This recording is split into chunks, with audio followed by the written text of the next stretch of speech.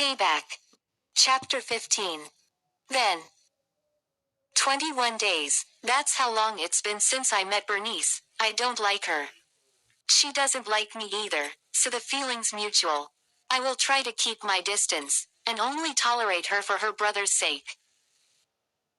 Today is Sunday. Oscar and Bernice are actually on their way to meeting my parents for the first time today. Oscar has been asking for a long time to meet my family, considering I already met the only family that he has. I wasn't in a hurry to introduce him to my parents and Evangeline because I feel we still have enough time to do that, but after giving it much thought I decided to give in. I really like Oscar and I think I'm falling in love with him. He is an amazing man and he always treats me with so much respect.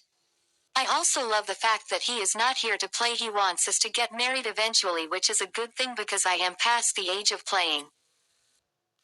Mummy, says Evangeline. She is home on holiday. We are currently at Mum's place and we've just finished setting the table for lunch. Oscar and Bernice should be here soon. He texted and said they were on their way. I didn't want Bernice to be part of this meeting, but Oscar insisted she come over. Leslie is coming as well. Apparently Mum invited her. I haven't been able to get rid of Leslie because Mum thinks she is vulnerable and she needs us. I wonder what sob story she told her. She is harmless, Autumn. She just needs a friend and a family. We can offer her that, Mum said when I asked why she invited Leslie over for lunch. Mummy, Evangeline says again, tapping my shoulder lightly. What is it, child? What time is your boyfriend coming? He is on his way. Why? So the man wants to marry you. I don't know why. I just want to know so that I know how to act when he gets here. Is he someone you see yourself getting married to, or you are just passing time with him? Line. I roll my eyes. She shrugs. I want to know, Ma. Oscar is nice and yes, I wouldn't mind getting married to him. Oh, so he is a husband material. I bet he is. Does he have any children? No. Is he comfortable with you having me? Of course he is. He has to. I told him about you even before we started anything. Okay, what else do I need to know about him?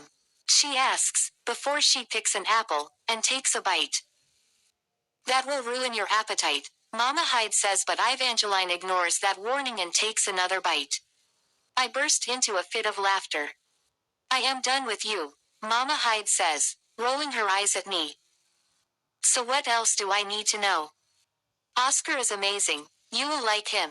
It's his sister I am worried about. She's got such an attitude.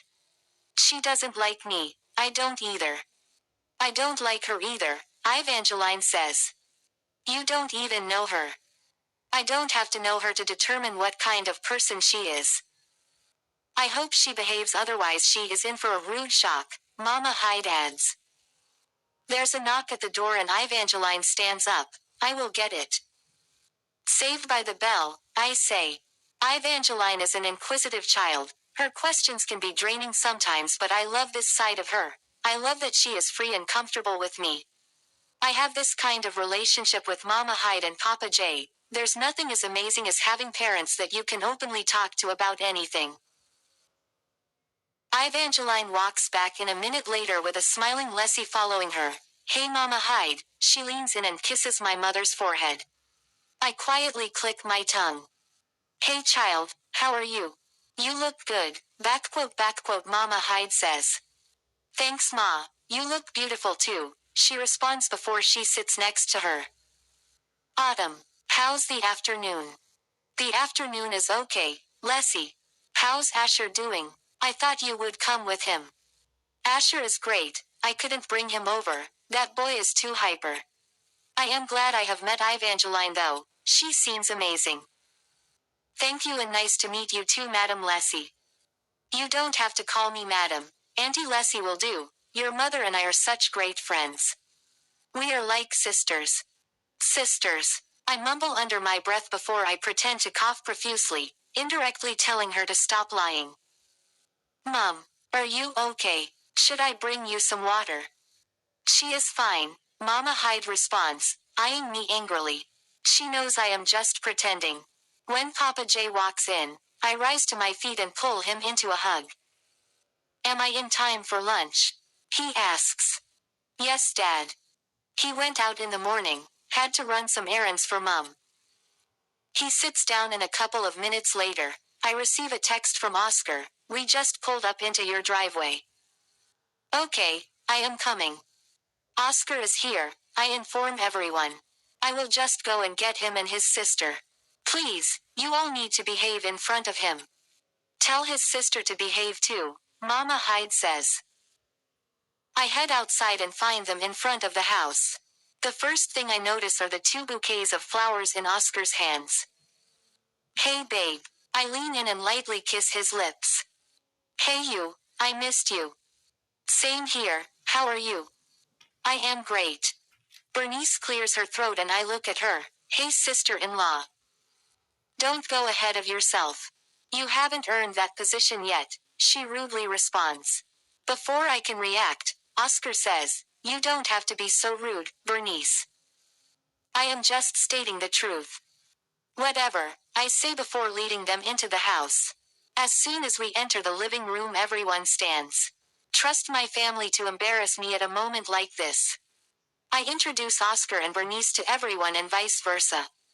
It's a pleasure to meet you all, Oscar says.